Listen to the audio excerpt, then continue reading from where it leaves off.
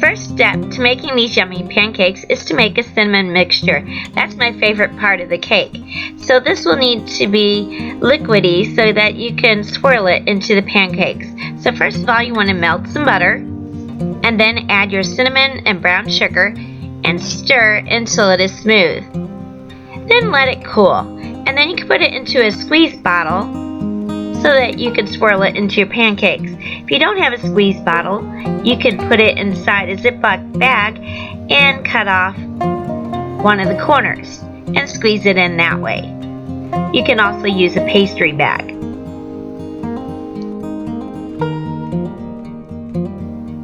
Next, I'll make the icing by mixing 1 cup powdered sugar, 3 tablespoons of milk, and a teaspoon of vanilla. And then after I mix this up, I'll put this in a squeeze bottle. Or if you don't have a squeeze bottle, you can put it in a Ziploc bag and cut off one corner.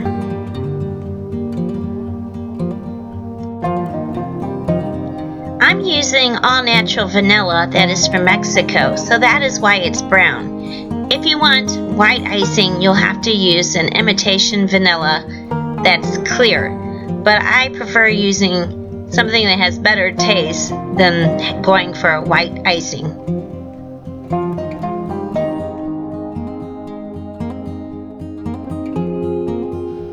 Next, you need to mix all the dry ingredients in a large bowl. I like to use a whisk because I think that mixes it better, but you can also use a spoon. The dry ingredients are 3 cups of flour, 3 tablespoons sugar, 1½ teaspoons baking powder, 3/4 teaspoons baking soda, 1/2 teaspoon salt. Next, mix in 3/4 cup chopped pecans.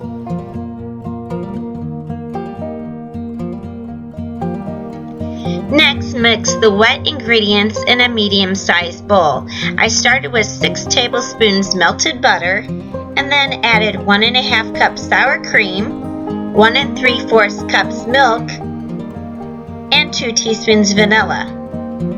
I stirred it a little bit before adding my eggs because I didn't want to put the eggs on the melted butter because they might curdle. As you stir, you might notice that your butter congeals, and that's because it's getting cold fast. Try to stir this as quick as possible to avoid that. But if it happens, it's okay because whenever you stir it all up together and when you put it on their skillet, the butter will dissolve.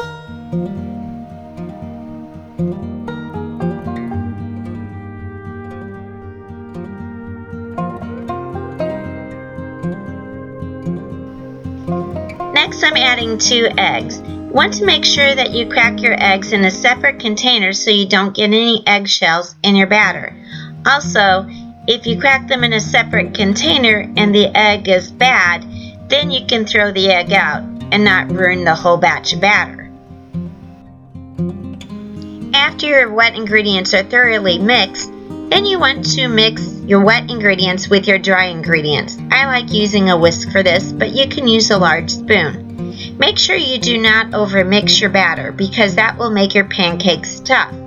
Just stir until your batter is thoroughly incorporated and there's still some small lumps.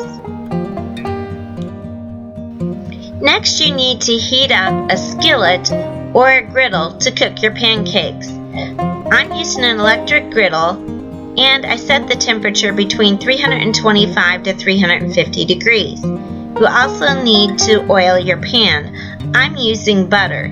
You can also use a spray oil. I'm also using a scoop that will use enough batter to make about a 4-inch size pancake. With this size, it'll make about 22 pancakes. You need to cook your pancakes most of the way through before flipping them. You'll know they're getting done when you start seeing several bubbles on top.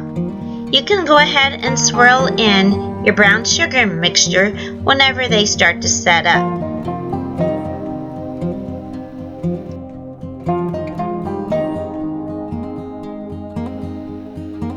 Go ahead and flip your pancakes after they are mostly cooked through and you'll see several bubbles on top. Then you'll just cook it for a short time on the other side until they are completely done on the other side. This usually only takes about a minute or so.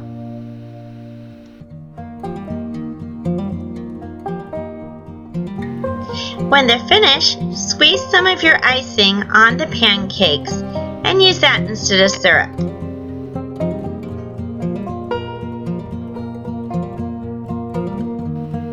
I'll list all the ingredients below. You can also get the complete recipe and be able to print it out on my blog at wayfaringpanda.com. I hope you enjoy it. I thought it was really yummy.